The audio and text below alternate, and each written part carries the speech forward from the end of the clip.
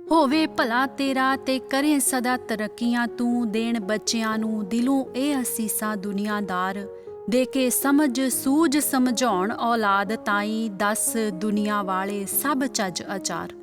ਪਰ ਕਿੰਜ ਇਹ ਜੀਵਨ ਬਾਜੀ ਜਿਤਨੀ ਨਾ ਕੋਈ ਕਰੇ ਇਸ ਤੇ ਸੋਚ ਵਿਚਾਰ ਨਾਲ ਤਾਂ ਇਥੋਂ ਕੁਝ ਨਹੀਂ ਜਾਣਾ ਇਹ ਸਭ ਜਿਉਂਦਿਆਂ ਦੇ ਸਿਰ ਭਾਰ ਮਨਬੀਰ ਜੋ ਵਿਵਸਥਾ ਮੂਲ ਮਾਲਕ ਬਾਲਕਾਂ ਦੀ ਹੈ ਕਰਦਾ ਉਹਦਾ ਕਿੰਜ ਕਰਨ ਲਫ਼ਜ਼ ਵਿਸਥਾਰ ਉਹਦਾ ਕਿੰਜ ਕਰਨ ਲਫ਼ਜ਼ ਵਿਸਥਾਰ ਚੈਨਲ ਤੂੰ ਸੱਤ ਅਖੰਡ ਜੋਤ ਤੇ ਪ੍ਰੋਗਰਾਮ ਸੁਗੜ ਵਿਚਾਰ ਵੇਖ ਰਹੇ ਸਾਰੇ ਹੀ ਸਰੋਤਿਆਂ ਨੂੰ ਮੇਰੇ ਵੱਲੋਂ ਸਤਿ ਸ੍ਰੀ ਅਕਾਲ ਜੀ।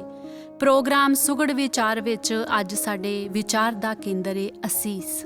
ਭਲਾ ਹੋਵੇ ਜਵਾਨੀਆਂ ਮਾਣੇ ਤੰਦਰੁਸਤ ਰਹੇ ਚੜ੍ਹਦੀ ਕਲਾ ਹੋਵੇ ਤਰੱਕੀਆਂ ਕਰੇ ਬੁਲੰਦੀਆਂ ਨੂੰ ਛੂਹੇ ਧਨ ਦੌਲਤ ਤੇ ਇੱਜ਼ਤ ਸ਼ੋਹਰਤ ਮਿਲੇ ਜੁਗ ਜੁਗ ਜੀਵੇਂ ਲੰਬੀ ਉਮਰ ਹੋਵੇ ਆਦ। ਇਹ ਕੁਝ ਐਸੇ ਲਫ਼ਜ਼ ਨੇ ਜੋ ਅਕਸਰ ਹੀ ਘਰ ਦੇ ਬਜ਼ੁਰਗਾਂ ਵੱਲੋਂ ਮਾਂ-ਬਾਪ ਵੱਲੋਂ ਅਸੀਸ ਦੇਣ ਦੇ ਰੂਪ ਵਿੱਚ ਆਪਣੇ ਬੱਚਿਆਂ ਨੂੰ ਕਹੇ ਜਾਂਦੇ ਨੇ।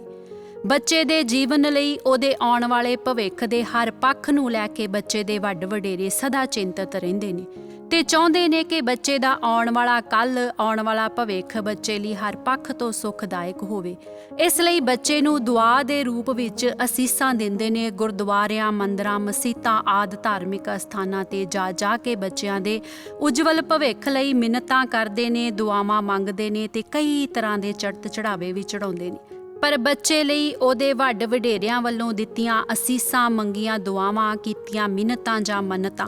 ਬੱਚੇ ਦੇ ਉਸ ਭਵਿੱਖ ਉਸ ਜੀਵਨ ਪ੍ਰਤੀ ਮੰਗੀਆਂ ਜਾਂਦੀਆਂ ਨੇ ਜੋ ਬੱਚੇ ਨੇ ਮਿਲੇ ਹੋਏ ਸਾਹਾਂ ਤੱਕ ਜਿਉਣਾ ਆ। ਮਤਲਬ ਉਸ ਭਵਿੱਖ ਲਈ ਜੋ ਸਿਰਫ ਬੱਚੇ ਦੇ ਜੀਵਨ ਦੇ ਰਹਿੰਦਿਆਂ ਹੀ ਉਹਦੇ ਕੋਲ ਆ। ਭਗਤ ਕਬੀਰ ਜੀ ਆਖਦੇ ਨੇ ਜਨਨੀ ਜਾਣਤ ਸੁਤ ਵੱਡਾ ਹੋਤ ਹੈ ਇਤਨਾ ਕੋ ਨਾ ਜਾਣੇ ਜੇ ਦਿਨ ਦਿਨ ਅਵਧ ਘਟਤ ਹੈ। ਕਿਸੇ ਮੋਹਲਤ ਤਹਿਤ ਮਿਲੇ ਇਸ ਪੰਜ ਭੂਤਕ ਸਰੀਰ ਦੀ ਮੋਹਤ ਹਰ ਦਿਨ ਘੜੀ ਤੇ ਪਲ ਪਲ ਕਰ ਬੀਤਦੀ ਜਾਂਦੀ ਆ। ਇਸ ਸਾਹਾਂ ਦੇ ਲੋਕ ਵਿੱਚ ਸਾਹਾਂ ਦੀ ਗਿਣਤੀ ਹਰ ਸੈਕਿੰਡ ਦੇ ਨਾਲ ਘਟਦੀ ਪਈ ਆ ਤੇ ਫਿਰ ਇਸ ਪੌਣ ਆਸਰੇ ਚੱਲਣ ਵਾਲੇ ਬੱਚੇ ਦੇ ਸਾਹ ਰੂਪੀ ਸਰੀਰ ਦਾ ਭਵਿੱਖ ਕਿੱਥੋਂ ਤੱਕ ਉਜਵਲ ਹੋ ਸਕਦਾ ਆ ਤੇ ਕਹਿ ਸਕਦੇ ਆ ਉਹ ਭਵਿੱਖ ਸਾਹਾਂ ਦੀ ਮੋਹਲਤ ਤੱਕ ਸੀਮਤ ਆ। ਤੇ ਜੇ ਮਾਂ-ਬਾਪ ਸਿਰਫ ਬੱਚੇ ਦੇ ਇਸ ਸਾਹ ਰੂਪੀ ਸਰੀਰ ਨੂੰ ਜਿਉਣ ਤੱਕ ਦੇ ਭਵਿੱਖ ਲਈ ਚਿੰਤਤ ਹੋ ਅਸੀਸਾਂ ਦਿੰਦੇ ਨੇ ਕਿ ਜਿਉਂਦਾ ਰਹਿ ਜਵਾਨੀਆਂ ਮਾਣੇ ਧਨ ਦੌਲਤ ਜ਼ਮੀਨ ਜਾਇਦਾਦ ਚੰਗੇ ਕਾਰੋਬਾਰ ਵਾਲਾ ਸੁੱਖ ਤੈਨੂੰ ਮਿਲੇ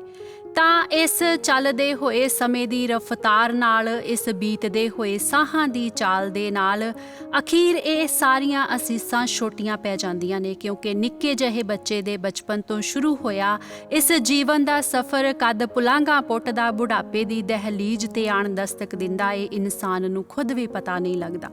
ਇਸ ਲਈ ਜਦੋਂ ਜੀਵਨ ਹੀ ਬੜਾ ਛੋਟਾ ਆ ਤੇ ਇਸ ਜੀਵਨ ਨੂੰ ਜਿਉਣ ਲਈ ਦਿੱਤੀ ਅਸੀਸ ਵੀ ਤਾਂ ਫਿਰ ਛੋਟੀ ਹੀ ਰਹਿ ਜਾਂਦੀ ਆ।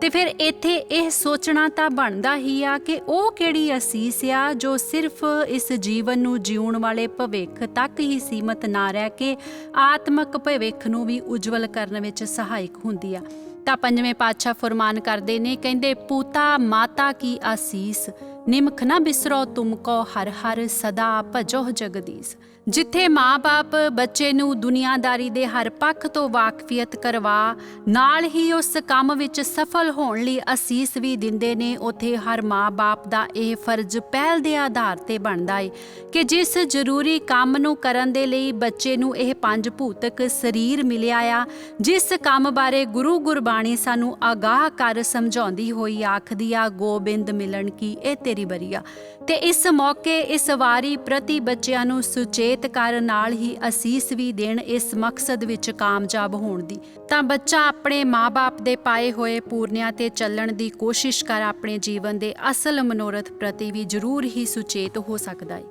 ਪਰ ਅਸੀਂ ਇਨਸਾਨ ਹੋਰ ਚਾਹੇ ਦੁਨੀਆ ਦੀ ਹਰ ਸਮਝ ਬੱਚੇ ਨੂੰ ਦੇਣ ਵਿੱਚ ਸਫਲ ਹੋ ਜਾਈਏ ਪਰ ਕਿਤੇ ਨਾ ਕਿਤੇ ਬੱਚੇ ਦੀ ਵਾਕਫੀਅਤ ਉਸਦੇ ਅਸਲ ਮਨੋਰਥ ਪ੍ਰਤੀ ਉਸਦੇ ਅਸਲ ਘਰ ਪ੍ਰਤੀ ਆਤਮਿਕ ਜੀਵਨ ਤੱਕ ਪਹੁੰਚਣ ਦੀ ਸਮਝ ਦੇਣ ਪ੍ਰਤੀ ਅਸਫਲ ਹੋ ਜਾਂਦੇ ਹਾਂ। ਪੰਜਵੇਂ ਪਾਤਸ਼ਾਹ ਆਖਦੇ ਨੇ, ਜੈਸੇ ਰੈਣ ਪਰਾਹੁਣੇ ਉੱਠ ਚੱਲ ਸਹਿ ਪ੍ਰਭਾਤ, ਕਿਆ ਤੂੰ ਰਤਾ ਗ੍ਰਹਿਸਤ ਸਿਓ ਸਭ ਫੁੱਲਾਂ ਕੀ ਬਾਗਾਤ।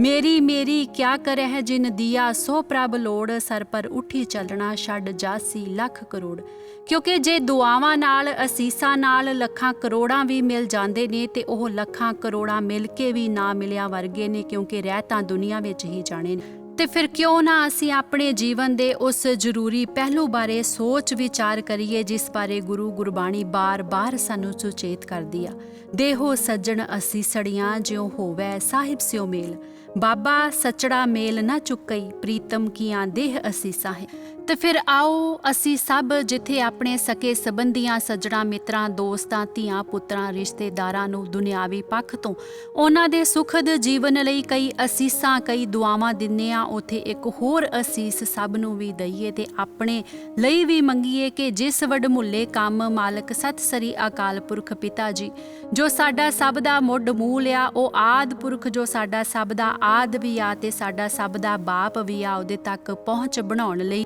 ਉਹਦੇ ਨਾਲ ਮਿਲਾਪ ਕਰਨ ਲਈ ਸਾਨੂੰ ਸਭ ਨੂੰ ਇਸ ਮਨੁੱਖਾ ਜੀਵਨ ਵਿੱਚ ਵਿਚਰਦਿਆਂ, ਕਰਮ ਕਰਦਿਆਂ, ਉਹਦੇ ਸਤਿਗੁਣੀ ਸਰੂਪ ਵਿੱਚ ਰਹਿ ਕੇ ਕਰਮ ਕਰਨਾ ਆ ਜੇ ਤੇ ਅੱਖ ਵਧਾ ਕੇ ਉਹਦੀ ਇਬਾਦਤ ਕਰਦਿਆਂ ਇਸ ਕਾਇਆ ਰੂਪੀ ਘਰ ਵਿੱਚੋਂ ਸਤਿਪੁਰਖ ਪਿਤਾ ਜੀ ਦੀ ਖੋਜ ਕਰਨ ਲਈ ਸੱਤ ਵਾਲੇ ਗੁਰ ਦੀ ਸਮਝ ਆ ਜਾਵੇ। ਤੇ ਦੁਆ ਮੰਗੀਏ ਕਿ ਜਿਵੇਂ ਬਾਬਾ ਫਰੀਦ ਜੀ ਦੀ ਮਾਤਾ ਨੇ ਫਰੀਦ ਜੀ ਨੂੰ ਗੁੜ ਦੀ ਮਿਠਾਸ ਤੋਂ ਖੁਦਾ ਦੇ ਨਾਮ ਦੀ ਮਿਠਾਸ ਤੱਕ ਪਹੁੰਚਾਇਆ, ਅਸੀਂ ਦੁਨੀਆਦਾਰ ਵੀ ਕੋਸ਼ਿਸ਼ ਕਰੀਏ ਆਪਣੇ ਬੱਚਿਆਂ ਨੂੰ ਪ੍ਰੇਰਨਾ ਦੇ ਕੇ ਮੂਲ ਮਾਲਕ ਸਤਿ ਸ੍ਰੀ ਅਕਾਲ ਪੁਰਖ ਪਿਤਾ ਜੀ ਦੀ ਸ਼ਨਾਖਤ ਕਰਵਾਉਣ ਤੇ ਇਸ ਮਨੁੱਖਾ ਜੀਵਨ ਦੇ ਮਨੋਰਥ ਨੂੰ ਸਮਝਾਉਣ ਦੀ, ਤਾਂ ਜੋ ਅਸੀਂ ਆਪ ਤੇ ਸਾਡੇ ਨਾਲ ਜੁੜੇ ਹੋਏ ਹੋਰ ਜੀ ਆਪਣੇ ਮਨੁੱਖਾ ਜੀਵਨ ਦੀ ਵਾਰੀ ਸਾਡੇ ਕੋਲ ਰਹਿੰਦਿਆਂ ਇਸ ਮਨੁੱਖਾ ਜੀਵਨ ਦੇ ਮਨੋਰਥ ਨੂੰ ਫਤਿਹ ਕਰਕੇ ਬਿਨਾਂ ਕਿਸੇ ਡਰ ਭੈ ਦੇ ਇਸ ਪਰਦੇਸ ਵਿੱਚੋਂ ਆਪਣੇ ਨਿਜ ਦੇਸ, ਆਪਣੇ ਨਿਜ ਘਰ ਵਿੱਚ ਰੁਖਸਤ ਹੋਈਏ। ਤੇ ਅਖੀਰ ਆਪ ਸਭ ਸਰੋਤੇ ਜੋ ਵੀ ਇਸ ਸੁਗੜ ਵਿਚਾਰ ਨੂੰ ਸੁਣ ਰਹੇ ਹੋ, ਜਿੱਥੇ ਆਪ ਸਭ ਆਪਣੇ ਲਈ ਮੂਲ ਮਾਲਕ ਸਤਿ ਸ੍ਰੀ ਅਕਾਲ ਪੁਰਖ ਪਿਤਾ ਜੀ ਦੇ ਮਿਲਾਪ ਲਈ ਸਤਿਪੁਰਖ ਪਿਤਾ ਕੋਲੋਂ